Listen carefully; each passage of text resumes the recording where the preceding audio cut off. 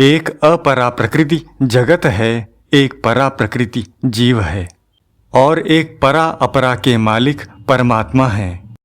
संपूर्ण शरीर तथा संसार अपरा के अंतर्गत हैं और संपूर्ण जीव परा के अंतर्गत हैं। संपूर्ण शरीर भी एक है, संपूर्ण जीव भी एक हैं और परा तथा अपरा जिसकी शक्तियां हैं वे परमात्मा भी एक हैं। एकमेवा द्वितीयम। अतः शरीरों की दृष्टि से, जीवों की दृष्टि से और परमात्मा की दृष्टि से, तीनों ही दृष्टियों से हम सब एक हैं, अनेक नहीं हैं। परंतु जब मनुष्य सबको एक न मानकर अपने और पराये का भेद पैदा कर लेता है तब उसके जीवन में बुराई आ जाती है।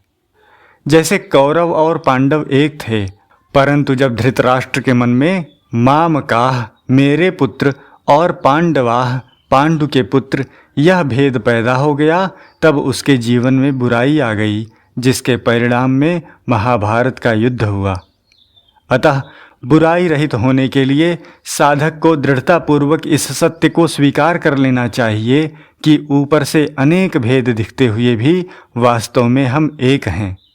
शरीरों की दृष्टि से भी एक हैं, आत्मा की दृष्टि से भी एक हैं और परमात्मा की दृष्टि से भी एक हैं। संपूर्ण शरीर पंच महाभूतों से बने हुए हैं, इसलिए एक हैं। संपूर्ण जीव परमात्मा के अंश हैं, इसलिए एक हैं। और संपूर्ण मनुष्य अलग अलग नाम रूपों से जिनकी उपासना करते हैं वे परमात्मा भी एक हैं। असली भक्त वही हो सकता है जो किसी को भी पराया नहीं मानता, प्रत्युत सबको अपना मानता है और सबकी सेवा करता है।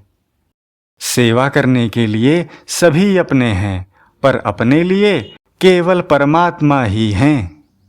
हमारे पास शरीर, इंद्रियां, मन, बुद्धि आदि जो भी वस्तुएं हैं वे संसार की हैं और संसार से ही मिली हैं।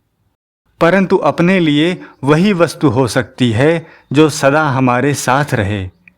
ऐसी वस्तु केवल परमात्मा ही हैं।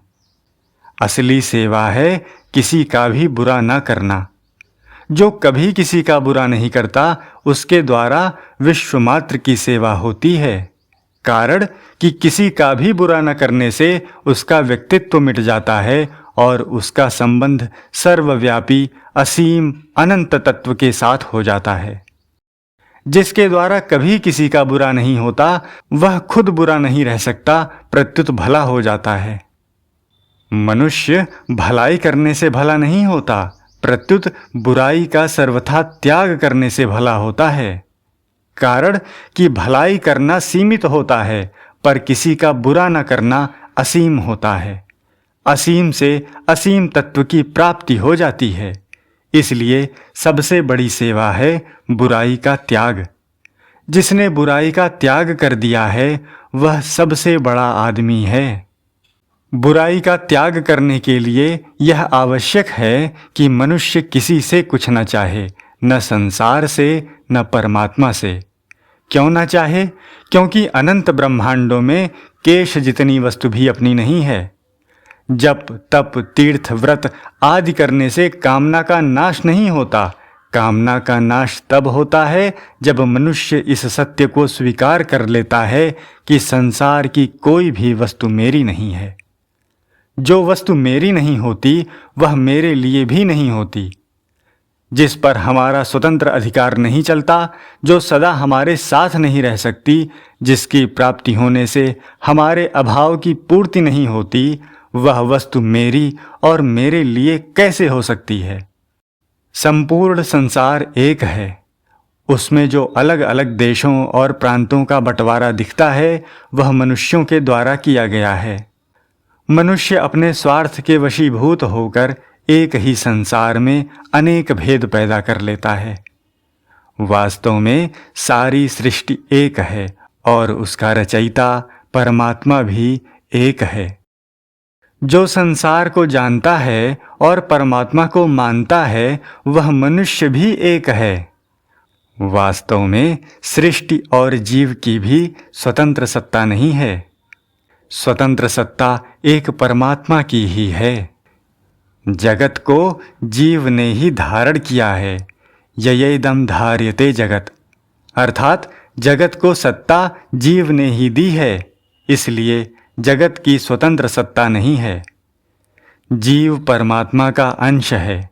ममैवांशो जीव लोके, इसलिए खुद जीव की भी स्वतंत्र सत्ता नहीं है। तात्पर्य है कि जगत की सत्ता जीव के अधीन है और जीव की सत्ता परमात्मा के अधीन है। इसलिए एक परमात्मा के सिवाय अन्य कुछ नहीं है।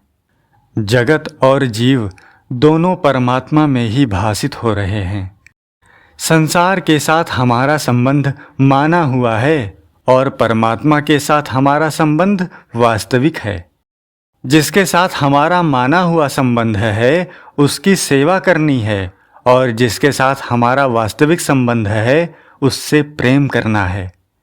न तो संसार से कुछ चाहना है और न परमात्मा से ही कुछ चाहना है।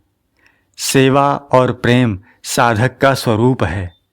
जब साधक परमात्मा को संसार रूप में देखता है तब वह सेवा करता है और जब परमात्मा को परमात्मा रूप में देखता है तब वह प्रेम करता है। परंतु साधक सेवक तभी हो सकता है जब वह इस सत्य को स्वीकार कर ले कि मेरा कुछ नहीं है और मेरे को कुछ नहीं चाहिए।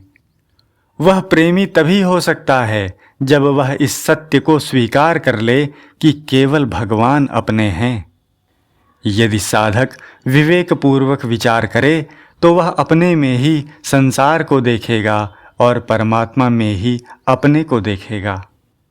संसार तो प्रतिक्षण बदलता है, उत्पन्न और नष्ट होता है, पर परमात्मा कभी नहीं बदलते।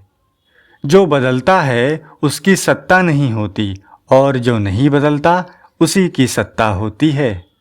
ना सतो विद्यते भावो, ना भावो विद्यते सतः। जब साधक सर्वथा बुराई रहित हो जाता है तब उसकी दृष्टि में एक परमात्मा के सिवाय कुछ नहीं रहता। फिर उसकी परमात्मा से न तो दूरी रहती है, न भेद रहता है और न भिन्नता ही रहती है। इसी को गीता ने वासुदेवः सर्वम पदों से कहा है।